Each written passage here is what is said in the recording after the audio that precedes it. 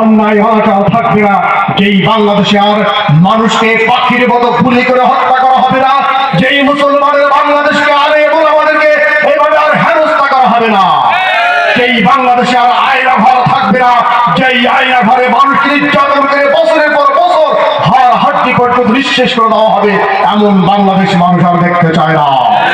সেই বাংলাদেশে বিনা ভোটে মানুষ ক্ষমতার আসীনে আসীন হবে, এমন বাংলাদেশ আমরা আর দেখতে চাই না। একটি সুন্দর ইসলামের বাংলাদেশ বিনির্মাণের জন্য আমাদেরকে এগিয়ে আসতে হবে। রাজি আছেন আপনারা?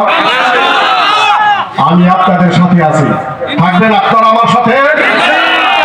ক্রস ফায়ার আসামে ছিলাম, বারবার আমাকে হুমকি দেওয়া হয়েছিল।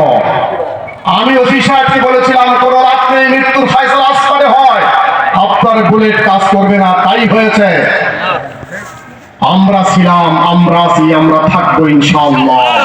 ইউরিদুনা লিইউতফিউ নূরাল্লাহি বিআফওয়াহিহিম ওয়াল্লাহু মুতিম্মু নূরিহি ওয়ালাউ কারিহাল কাফিরুন। তারা আল্লাহর নূরকে মুখের ফুৎকার দিয়ে নিভিয়ে দিতে চেয়েছিল, কিন্তু তারাই ফুৎকারে উড়ে গেছে দেশ থেকে। আল্লাহর নূর আর ইসলাম আল কোরআন এই বাংলাদেশের জমিনে প্রতিষ্ঠিত হবেই হবে ইনশাআল্লাহ। আজ হোক আর কাল হোক, সেই কোরআনের সমাজ বিনির্মাণের উদাত্ত আহ্বান জানিয়ে সবার জন্য দোয়া রেখে আমার জন্য দোয়া চেয়ে মোহতারাম আমাদের প্রধান মুফাসসির দূর থেকে এসেছেন, মূল্যবান বয়ান পেশ করেছেন, সেগুলো আমাদের বাস্তব জীবনের প্রতিফলন ঘটাতে পারি। মোহতারামের জন্য আমরা দোয়া রেখে তার কাছ থেকে দোয়া চেয়ে আমি আমার কথা আজকে এখানে শেষ করছি। আল্লাহ হাফেজ।